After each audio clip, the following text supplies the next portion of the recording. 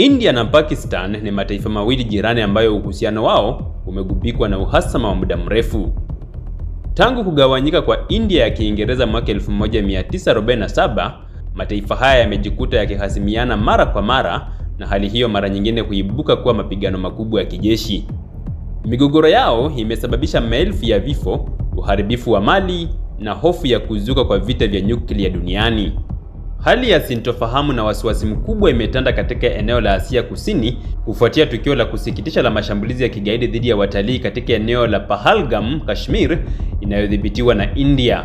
Mnamo Aprili 23 mwaka 2025, washambuliaji waliokuwa wamejihami walifyatua risasi kiholela kuelekea kundi la watalii waliokuwa wakifurahia mandhari ya mlima wa Himalaya na kusababisha vifo vya watu kadhaa, huku wengine wakijeruhiwa vibaya. Tukio hili limezua mshtuko mkubwa sio tu ndani ya mipaka ya India na Pakistan, bali pia kimataifa.